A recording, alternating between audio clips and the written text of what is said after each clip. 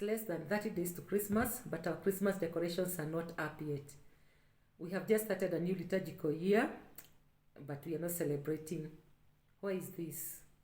Welcome to From the PEWS, a channel that looks at church news, views and interviews from the PEWS. Yes, from the PEWS, you've heard it right. Right from where we, the laity or the lay faithful, sit. We shall be examining church news as we see it and as it is explained to us from the pulpit by our pastors and priests, even as we take part in our liturgical celebrations. The period of Advent begins right after ordinary time, and ordinary time ends with the feast of Christ the King, which is celebrating around mid-November. So we've just come from that period, and we've just entered now the period of Advent. And the period of Advent has two purposes. One of them is to prepare us for the Nativity, and that is the birth of Christ.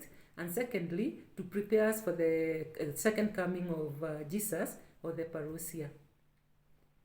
And this is reflected in the readings. Right from the first Sunday of Advent, right up to the 16th of December, we shall be focusing on readings that prepares for the second coming of Christ.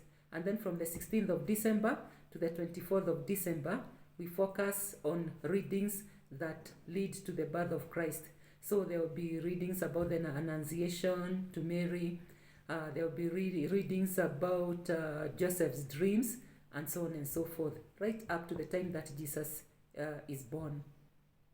Now, there are some visible changes that we see, which are very prominent and which we cannot miss right from the pews.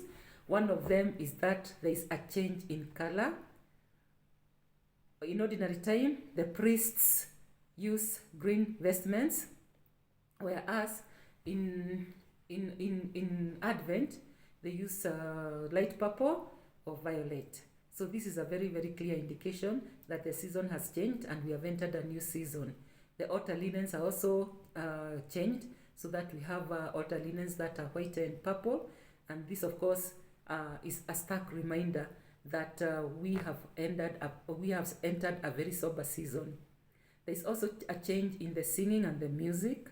There is no Gloria and there is no Alleluia. And the music itself, the musical instruments also, we don't play the very festive drums or kayambas or even tambourines. What do you call it? The organ is allowed, but only in so far as it is supporting the singing.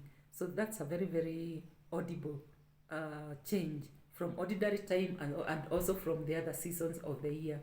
On the altar itself, there are no flowers. Yeah, there are no flowers, but there is a wreath. It's known as the Advent wreath, and it has 4 candles. 3 of the candles are white. 3 of the candles are purple, and 1 of them is rosé or pink. There are some people who also prefer to use to add another white candle, which they light on Christmas Day. We shall be talking about these candles in a subsequent video, so be on the lookout. Now, we have another visible change, or not a visible change in this case, but maybe a practice that we have during the period of Advent, is that we have a novena. A novena is a period of 9 days where we have very focused prayers, focusing on a specific reason that we are offering the prayer for. So in this case, we start the Nativity Novena on the 16th of December, and it ends on the 24th of December. So yeah. So that is Advent. We have a very, very short introduction to Advent, but we shall be talking about more things as we progress in the Advent season. We have from now until the 24th of December, so stay tuned. But until then, peace be with you. Thank you.